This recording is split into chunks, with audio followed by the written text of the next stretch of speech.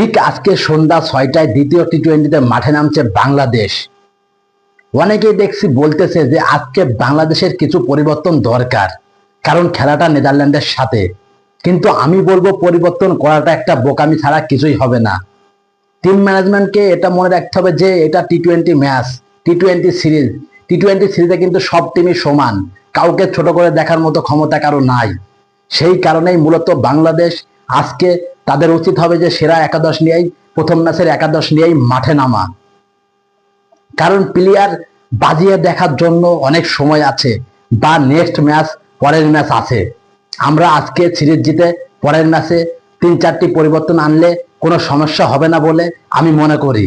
তারপরেও কিন্তু team management আজকে পরিবর্তন আনতে পারে দু একটা, কারণ তারা চিন্তা করবে যে খেলাটা হচ্ছে নেদারল্যান্ডের সাথে, সেই বিবেচনা করে দুই একটা তারা আজকে চেঞ্জ আনতে পারে। আমরা বাংলাদেশে যারা ক্রিকেট সাপোর্টার আছে তারা অনেক আবেগী, সেটা আমরা আগে থেকেই জানি, কারণ আবেগ দিয়ে কথা বলতেই আমরা বেশি ভালোবাসি। এই যে সালাউদ্দিনকে প্রশ্ন করা হয়েছে, সাইফ হাসান এত ভালো খেললো, আপনার মতামত কি? সালাউদ্দিন কিন্তু হরহামেশে উত্তর দিয়েছে যে আপনারা এক ম্যাচ দেখেই একটা প্লেয়ারকে মাথায় তুলবেন না, কারণ সে প্লেয়ারের খেলার এখনো অনেক সময় আছে এবং সেই প্লেয়ারকে এখনো অনেক ম্যাচ সুযোগ দিতে হবে। দেখুন, বাংলাদেশে কিন্তু নতুন হারিডার কোচ আসছে, তাই বলে কিন্তু এটা চিন্তা করলে চলবে না যে তার 2-1 দিনের প্র্যাকটিসের কারণেই নেদারল্যান্ডের সাথে প্রথম ম্যাচে লিটন দাস খুবই ভালো করেছে এবং সাইফ হাসান খুবই ভালো করেছে। 2-1 দিনের কারোর কোচিং এ কিন্তু প্লেয়ার অটোমেটিক চেঞ্জ হয়ে যাবে না। তারা যারা বলছেন যে 2-1 দিনের কোচিং এর কারণেই কিন্তু সাইফ হাসান বড় বড় ছক্কা হাঁকিয়েছে বা লিটন দাস ভালো করেছে, এটা পুরাই বোকামি।